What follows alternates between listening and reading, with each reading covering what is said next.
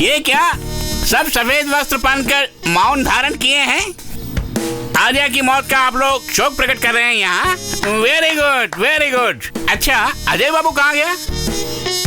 बाबुआ, अजय बाबुआ, I want to see you Ajay. Ajay हाँ देखो चाचू। क्या देखो वहाँ?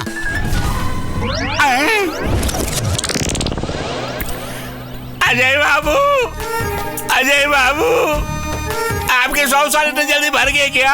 आप कितने महान थे, किसी लड़की को भी नहीं छोड़ते थे आप। हमको घुट घुट को मरने के लिए अकेले छोड़ के चले गए। इतने लंबे चौड़े थे तुम, भगवान ने तुम्हें थोड़ा सा भी दिमाग नहीं दिया। साहब साहब, आई एम वेरी सॉरी। तूने जो प्लान बताया वो उतना बेकार था कि उसकी वजह से मेरा बेटा मारा गया। नहीं सर। और अब तू नाटक कर रहा है मेरे सामने। सर वो आइडिया मेरा नहीं, इसका आइडिया था इसका।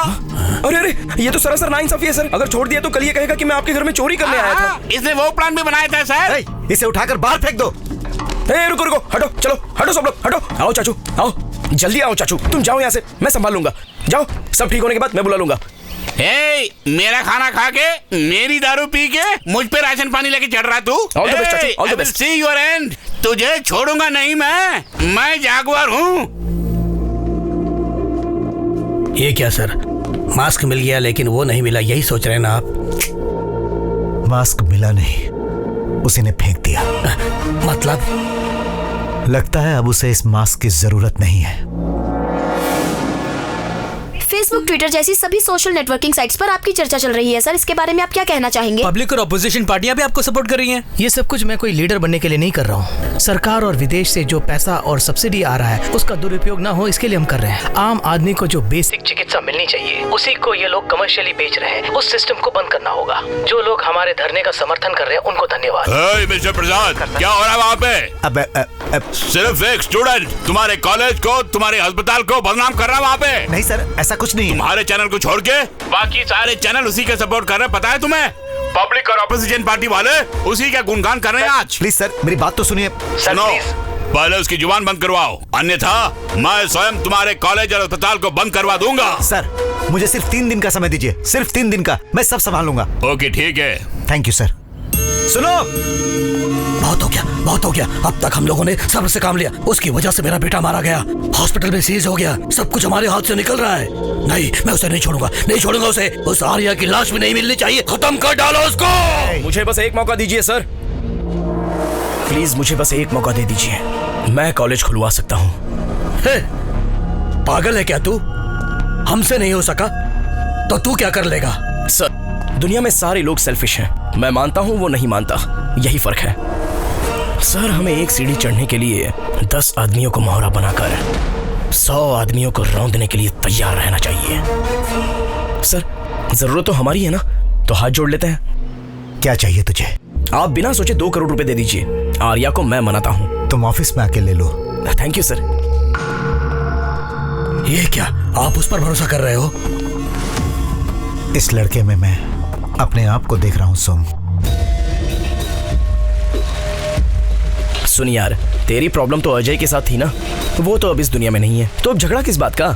छोड़ देना, सब लोग मिलकर खुशी से रहेंगे। लोगों की मुफ्त में सेवा करना चाहता है ना, तो ये ले, इसमें 2 करोड़ रुपए हैं, तो खुद का अस्पताल खोल सकता है, फ्री ट्रीटमेंट कर सकता है। अगर ये काफी नहीं है तो 2 करोड़ और दे सकता हूँ। तुमने कितने रुपए ले इस घिनौने काम को करने के लिए? मैंने कितना लिया है वो बात छोड़ यार, तू ये देख कि तेरी पॉपुलैरिटी कितनी है, उसका सही इस्तेमाल कर। देखो, मैंने जिंदगी में आज तक किसी को नहीं मारा है, मुझे गुस्सा मत दिला, इसी वक्त चला जा यहाँ से।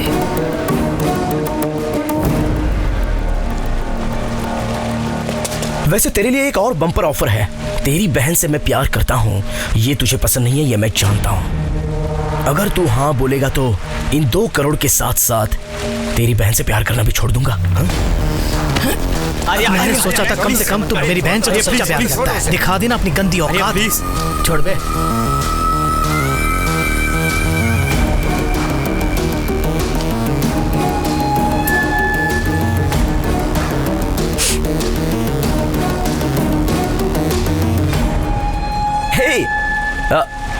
कुछ नहीं प्रिया, मैं और तुम्हारा भाई बस कैजुअली बात कर रहे थे। तुम एक सीढ़ी चढ़ने के लिए 10 आदमियों को मोहरा बनाकर 100 आदमियों को रौंदने के लिए तैयार रहते हो ना। जिन 100 आदमियों को तुम रौंदोगे उसमें मुझे क्यों नहीं शामिल किया? लेकिन अब मैं पूरी तरह समझ गई हूँ, जरूरत पड़ने पर तुम मुझे भी बेच डालोगे, क्योंकि तुम्हारे अंदर कोई फीलिंग्स ही नहीं है, लव अफेक्शन जैसी तो कोई चीज ही नहीं। उसका एक ही रीजन है, क्योंकि तुम अनाथ हो। छी।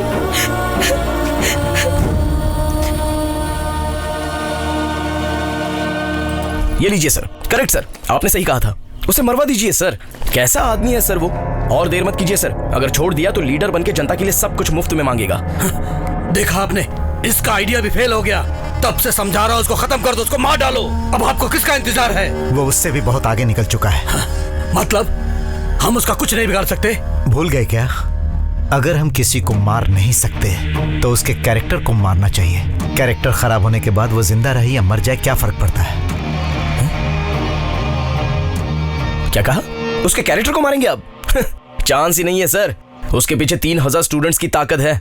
आप कुछ भी कहेंगे तो वो सुनने वाला नहीं है सर। तुम सिर्फ 3000 स्टूडेंट्स की बात करते हो। मैंने तो 30 लाख लोग जो एक जिला में रहते थे, जहां पर एक आदमी ऐसा रहता था जिसे लोग भगवान की तरह पूजते थे, उसे रौंद कर बनाया मैंने ये SS ग्रुप। करीमनगर जिला के देवता रामचंद्र।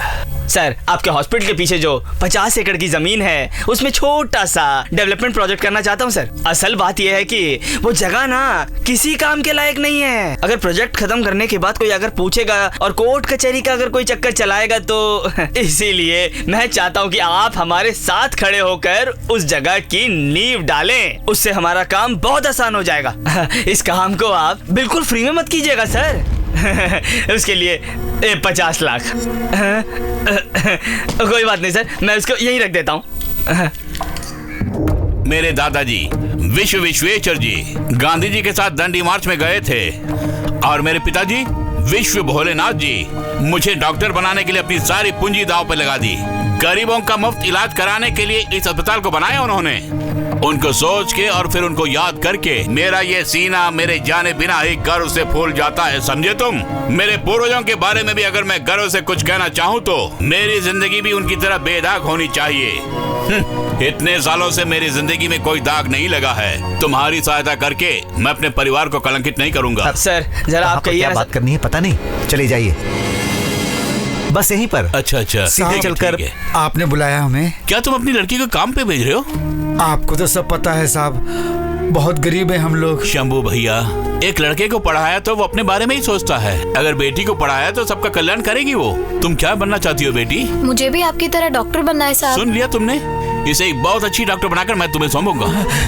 बिन माँ की बच्ची है साहब। शंभू भैया, लक्ष्मी के लिए आज से माँ बाप सब कुछ मैं ही हूँ। मेरे घर में ही रहेगी साहब। पैर छुओ, पैर छुओ। नहीं बेटी, नहीं। अरे ये क्या सर?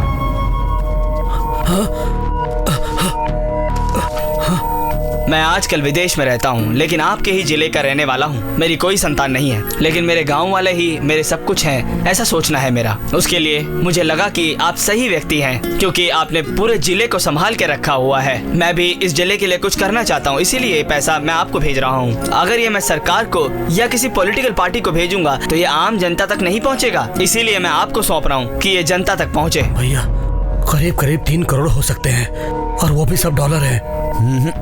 इतने सारे पैसों को संभालना बहुत ही मुश्किल है। तुम एक काम करो, कलेक्टर और डिप्टी कलेक्टर को बुलाकर लेके आओ। ये सारा पैसा सरकार को दे देंगे। ये कैसी बात कर रहे हैं आप? ये पैसे सरकार को नहीं सौंपना है, ये तो साफ साफ लिखा हुआ है। ये बात नहीं है प्रसाद, हमारे पास बहुत है और उसी से कर रहे हैं ना। साहब, आप जो कर रहे हैं वो तो ठीक है, लेकिन अपने जिले के लिए कर रहे हैं। अगर ये पैसा मिल जाए तो पूरे देश के लिए कर सकते हैं। कितने बच्चों को हम लोग डॉक्टर बना सकते हैं, एक बहुत बड़ा आधुनिक हॉस्पिटल बना सकते हैं। फिर भी इतने पैसों को हम हैंडल कैसे कर सकते हैं बोलो? एक ट्रस्ट बनाते हैं और आपके भरोसेमंद लोगों को ट्रस्टी बनाते हैं। फिर इन पैसों को प्रजा की भलाई के लिए खर्च करेंगे सर। रामचंद्र जी की जय। रामचंद्र जी की जय। रामचंद्र जी की